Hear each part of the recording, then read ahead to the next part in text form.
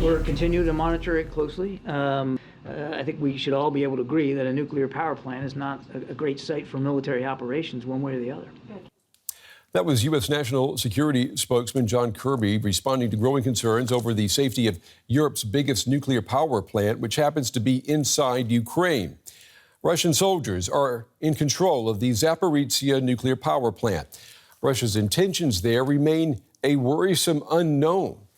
The recent destruction of the nearby Kakhovka Dam has only added to fear of an impending catastrophe. Before Russia's invasion of Ukraine, the Soviet-built Zaporizhzhia nuclear power plant produced a fifth of Ukraine's electricity. But now 5 of its nuclear reactors are in cold shutdown because of continued shelling of the plant. The 6th is said to be in hot shutdown, meaning the power unit is heated to a certain level, but it only generates thermal power.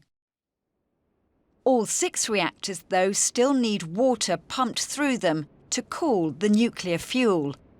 Without that, there's a big risk that the fuel will overheat, causing a meltdown that could lead to nuclear disaster. That water comes from a cooling pond that's fed by a huge reservoir. But that reservoir is drying up after the nearby Kakhovka Dam was blown up at the beginning of June. There are also claims by Ukraine that the dam that protects the plant's cooling pool has been mined. If damaged, even more water would be lost. And that water is also needed to keep the used nuclear fuel that's been through the reactors cool. Also key to protecting the plant is a continuous source of power. Electricity is needed to ensure the cooling pumps used to pump water around the reactors can operate. But the plant has lost power several times due to fighting in the region. That's meant it's been forced to rely on diesel generators, which only have enough fuel for around 10 days. Zaporizhzhia is a ticking time bomb. Well, for more on this, I'm joined now by Elena Sakova, the Executive Director at the Center for Disarmament and Non-Proliferation in Vienna. Elena, it's good to have you with us. I want to just ask you, have the events of the past few days in Russia surrounding the Wagner mercenary group, have they changed the level of threat you see to this power plant? I don't think that anything related to the Wagner group has to do with the Zaporizhzhia nuclear power plant. First of all, they were moving in an opposite direction to start with, away from the Ukrainian borders. They were in Russia. So, and assuming that they are moving somewhere to Belarus, that even less of the concern. But we don't know where exactly they are moving. Yeah. But other issues are much more important, and some of them were highlighted by the previous speaker. Yeah, I wanted to ask you, how acute is the nuclear threat at Zaporizhzhia right now? There are several dimensions to it. One is the continuing water supply. And it was rightly said that because of the Kakhovka Dam damage and draining of the main water reservoir, this continuing supply of water is now in a big question mark. There are, however, other supplies of water available at the plant, and they have been preparing for such scenario.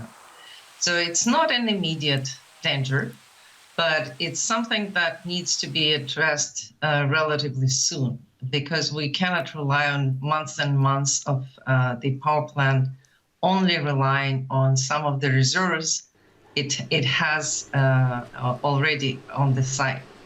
The second part is the electricity supply. Mm-hmm. And the importance of it is you cannot have the water being constantly pumped and cooling the fuel and the reactors if you don't have electricity. The diesel generators, as was said, are only available to work for like a number of days and hours, and you need to then to have a reliable supply continuously.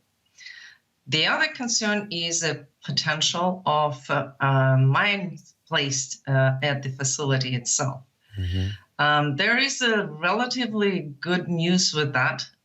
We saw a report a few days ago from the International Atomic Energy Agency mission to the nuclear power plant, where they were able to observe the cooling ponds. They were not able to identify mines there.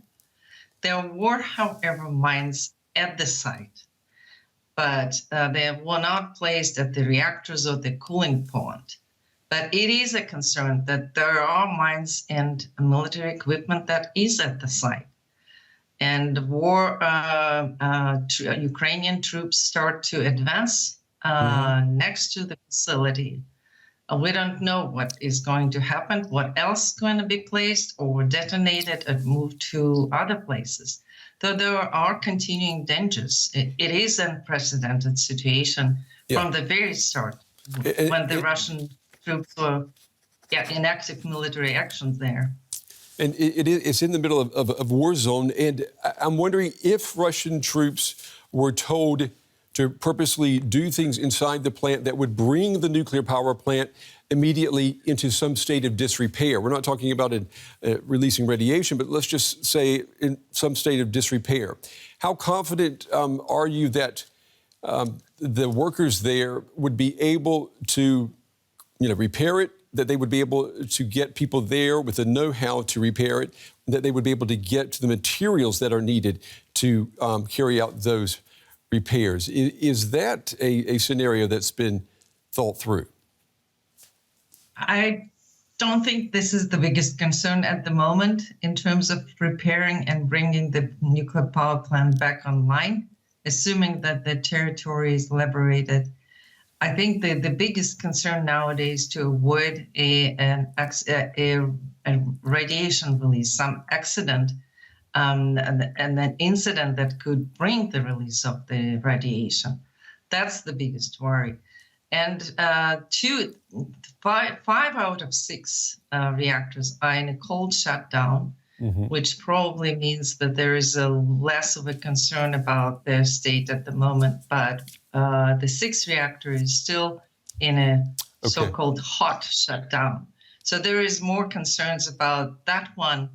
If there is a pressure, if there is some intensive fighting, the staff working there is under extreme blood pressure, and mistakes could be made that lead to a release. Elena Zakova, we appreciate your time and your valuable insights tonight. We certainly will be following developments. Thank you.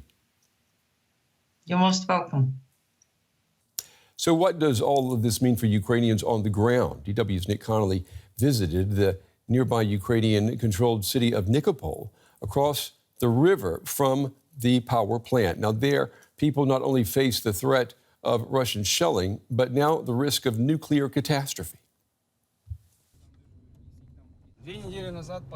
I was lying in bed when a shell hit nearby. Glass went flying everywhere. I was covered. It all just happened so fast, I didn't even realise. The sirens go off here every night, and the all clear only comes the next morning. I can't remember a night without the sirens. Ilya works for a local church. Before the war, they helped people with drug and alcohol addictions. Now he's helping the 40,000 people still left to survive. That help is needed more than you might think. This is a town that can't fight back. The Russians shoot at us every night, and they can just get away with it. They don't even bother to move their guns. They just leave them standing where they were, and they come back when they want to carry on. And this is why. The Zaporizhzhia nuclear power plant, just a few kilometers away. It's occupied by Russian soldiers and their weapons. Those soldiers can make life in Nikopol a nightmare, safe in the knowledge that the Ukrainians won't return fire. The town functions, but only just, and only with help. Since the Kakhovka Dam was destroyed, water levels here have dropped dramatically, leaving wells dry. Water and food delivery times are kept secret till the very last minute, for fear that the Russians would target a crowd. The third and fourth floors of my building were destroyed by shelling. They were just gone. The young man who lives on the fourth floor ended up in my flat on the first floor. We had to help him get the shards of glass out of his legs. I remember the bombings in World War II. I was just a child, but I remember everything. It's all happening again. People here fear that shelling might not be the only piece of history repeated in this war. Ukrainian leaders say Russia has mined the nuclear power station and would detonate them if forced out by the counteroffensive. Everyone's talking about the nuclear plant. Wherever you go, when you go to get water or go to the shops, everyone's talking about it. It's really scary. I was pregnant when Chernobyl happened, and my son was born disabled because of it. We got a lot of radiation here in Nikopol back then. And yet, for now at least, it seems that those who've held out through 16 months of daily shelling aren't going anywhere. We have young volunteers of 20 or 22 years old coming to help us from the US. They're not scared. If they're not scared, how can we even think about leaving?